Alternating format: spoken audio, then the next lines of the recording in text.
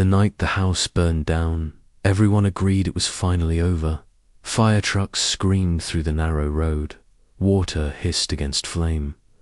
And by dawn, the old Wilcox house was nothing but blackened ribs and drifting ash.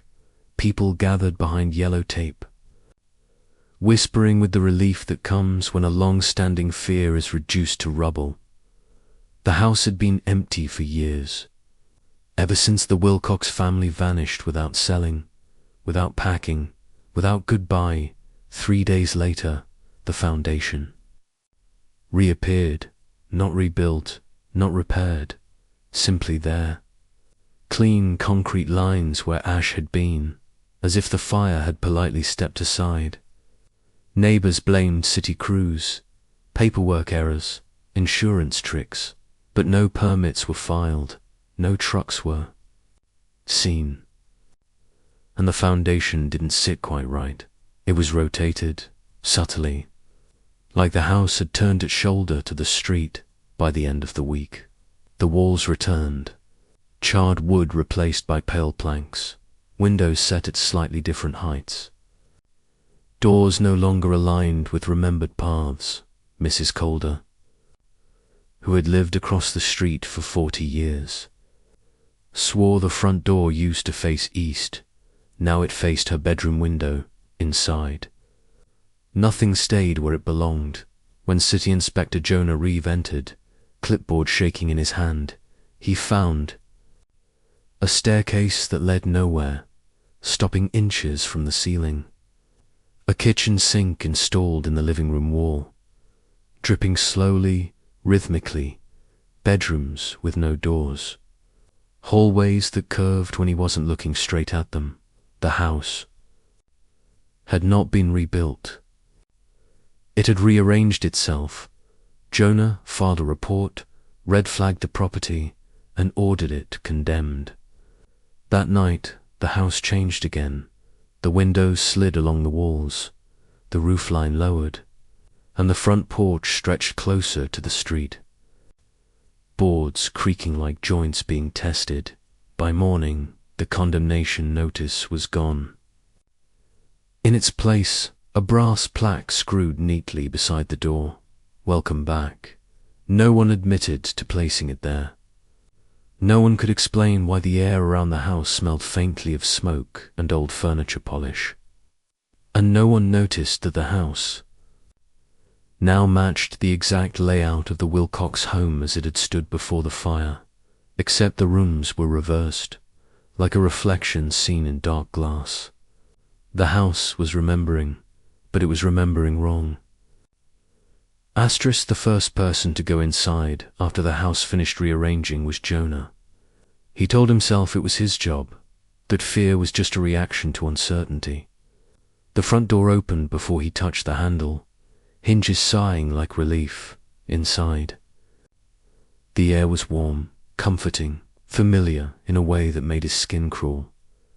The hallway whispered softly, floorboards murmuring as if repeating something under their breath.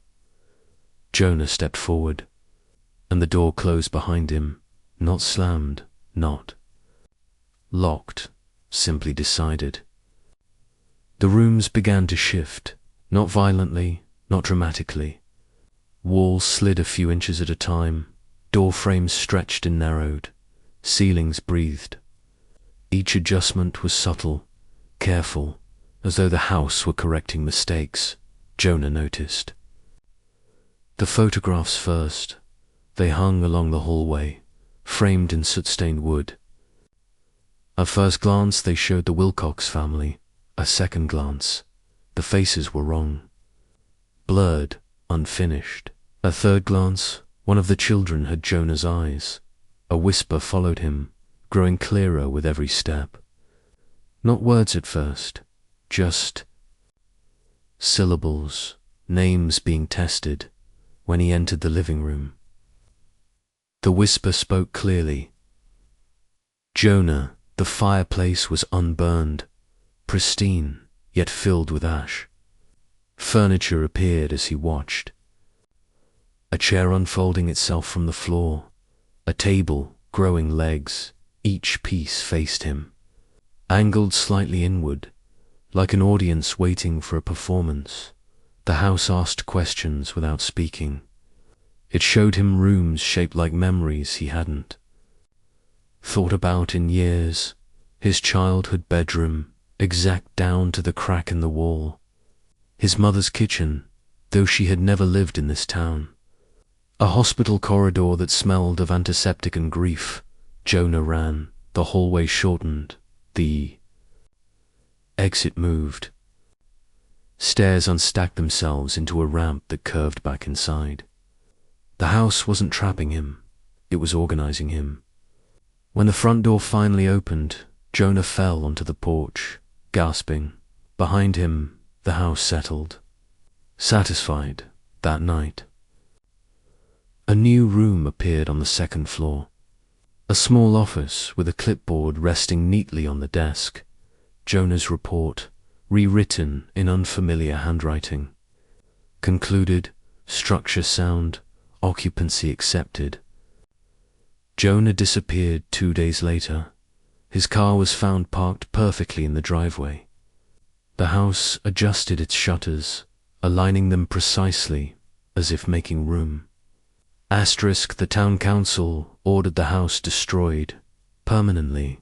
This time there would be no chance for rearrangement. They brought accelerants, demolition charges, witnesses.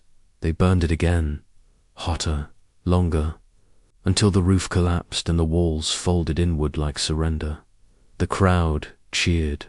Fire cleanses, fire ends things.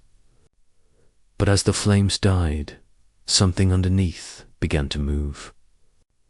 The foundation rotated, then split. Rooms unfolded upward like diagrams correcting themselves. Walls rose already blackened, already remembering heat. The house rebuilt faster than it had burned, but now it was different. The layout had changed. Dramatically, there were more rooms than before. Too many doors opened into spaces that felt occupied, though empty. Bedrooms lined with beds already dented by sleep. Closets holding coats that smelled like strangers. Every room carried the impression of someone who belonged there. The house had learned something from the fire. It learned loss, and loss demanded replacement. People began to dream of the house, of walking through halls that rearranged behind them, of being shown rooms that felt made just for them, of hearing their own names whispered with approval. One by one, people went missing. A jogger last seen near the property line, a council member who went to check the damage, a firefighter who swore he heard someone calling from inside the ruins. Each disappearance added something new. A porch. Swing that hadn't existed before, a nursery with a mobile gently spinning, a basement door that led far deeper than the foundation should allow. The house wasn't haunted, it was inhabited, and it was still reordering, perfecting itself. Correcting the imbalance the fire had tried to erase. The town evacuated, roads closed. Maps redrawn to pretend the house wasn't there, but buildings don't need acknowledgement to exist. At night, the house glowed softly. Windows lit in patterns that resembled breathing. Inside, rooms aligned themselves with purpose, hallways straightened. Staircases connected properly. The house had nearly finished organizing what it had taken. If you stood close enough, you could hear it working. Floorboards counting footsteps that would never return. Walls murmuring names in satisfied tones. Doors clicking softly as they locked memories into place. The fire had failed because fire destroys outwardly, but the house lived inward, in the spaces between walls. In the idea of home as something that claims you. By the time authorities returned months later, the house was complete, perfectly aligned, perfectly still. No signs of struggle, no sounds, no movement. The front door opened easily. Inside, Every room was occupied, not by bodies, but by arrangements. Lives sorted into furniture, habits folded into closets, regrets bricked carefully into load-bearing. Walls, the house no longer changed. It didn't need to, because it had found its final order, a place where nothing was lost, nothing escaped, and everything stayed exactly where it belonged, even after it burned, especially after it burned.